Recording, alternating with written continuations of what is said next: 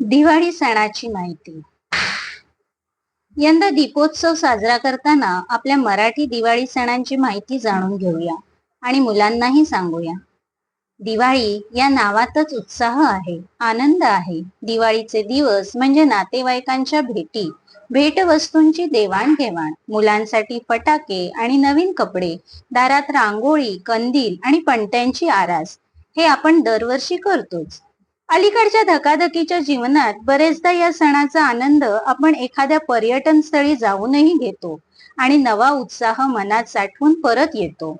पण दिवाळीच्या सणामागील आशय मात्र आपल्याला फार थोडा माहिती असतो. यावर्षी जरा विस्ताराने जाणून घेऊया दिवाळी सणाची माहिती.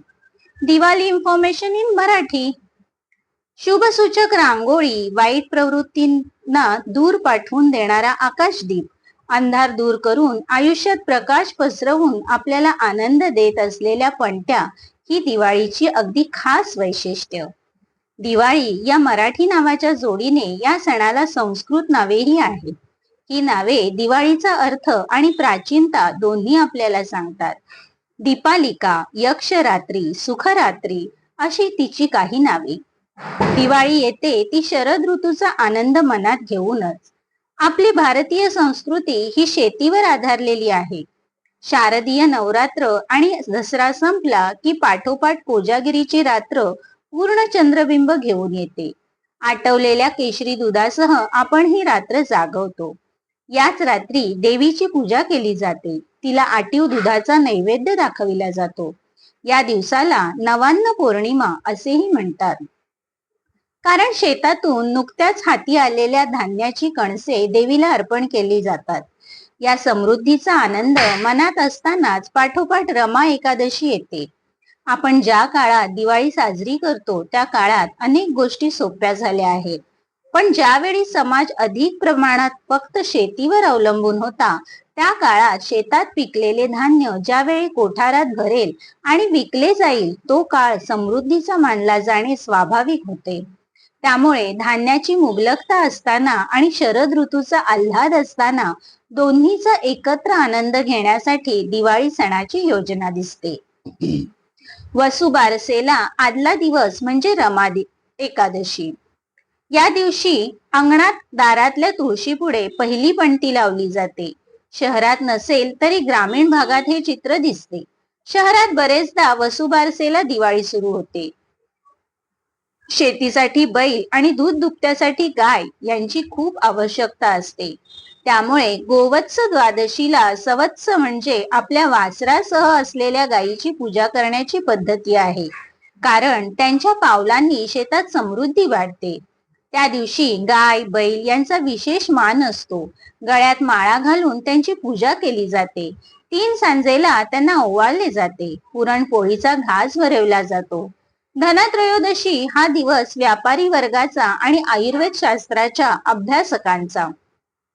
अमृताचा कुंभ घेऊन समुद्र मंथनातून धन्वंतरी देवता प्रकटली तो हाच दिवस असे मानले जाते.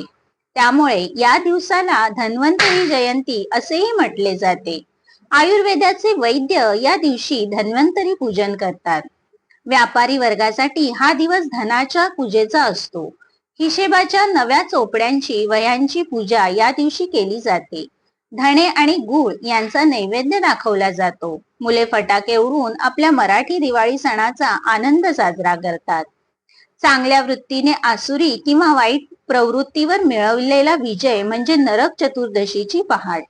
अशी आख्यायिका प्रचलित आहे की या दिवशी पहाटे श्रीकृष्णाने नरकासूर या राक्षसाचा वध केला. त्याच्या आनंदानिमित्त आपण पहाटे उठून अभ्यंग स्नान करतो. या दिवसात हळूहळू थंडी पडायला लागलेली असते आणि आपली त्वचाही कोरडी व्हायला लागलेली असते. अशा वेळी उटणे दुधात कालवून त्याचा सुगंधित लेपाने अंग स्वच्छ करणे म्हणजे त्वचेची काळजी घेणेच आहे. महाराष्ट्रात आपण अमावस्या अशुभ मानतो. दक्षिण भारतात मात्र ती शुभ मानली जाते. अलक्ष्मी दूर करून लक्ष्मीच्या स्वागतासाठी अश्विन अमावस्येला आपण लक्ष्मीपूजन करतो. आपल्या घरात आलेली सचोटीने आणि प्रामाणिकपणे मिळवलेली संपत्ती पूजनीय आहे.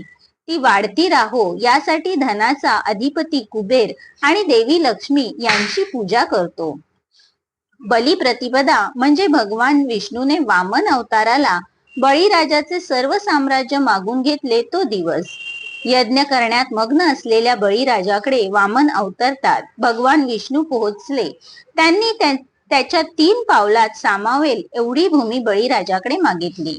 2 पावलात सर्व विश्व व्यापल्यावर 3रा पाय ठेवायला वामनाला जागा न मिळाल्याने त्याने बळीच्या मस्तकावरच आपला पाय ठेवला आणि त्याला पाताळात ढकलून दिले, अशी ही कथा आहे. ग्रामीण भागात शेतकरी आपल्या शेतात बळीचे मातीचे राज्य तयार करतात आणि इडापिडा टळो आणि बळीचे राज्य येवो अशी प्रार्थना करतात. पाडव्याच्या या दिवशी विक्रम संवत सुरू होते. व्यापारी वर्गाचे नवे आर्थिक वर्ष सुरू होते. पती आणि पत्नीच्या नात्यातील गोडवा वाढवणारा हा पाडवा सर्वांनाच आनंद देतो. उत्तर प्रदेशात पाडव्याच्या दिवशी गोवर्धन पूजा करण्याची पद्धती आहे. त्या दिवशी विविध प्रकारची मिठाई तयार करतात आणि गोवर्धन पर्वताची प्रतिकृती तयार करतात. कृष्णाच्या मूर्तीची पूजा करून त्याला नैवेद्य दाखवतात. यमद्वितीया म्हणजे भाऊबीज. ऋग्वेद या आपल्या प्राचीन ग्रंथात यम आणि यमी ही 2 भावंडे आहेत. भावा बहिणीचे नाते पवित्र आहे असे त्यांच्या संवादातून सूचित केले आहे. त्यामुळे भाऊ आणि बहीण यांच्या नात्यातील पावित्र्य आस्था जपणारा हा दिवस आहे. केवळ महाराष्ट्रातच नव्हे तर भारतातल्या प्रत्येक राज्यात स्थानिक परंपरेनुसार दिवाळी साजरी होते.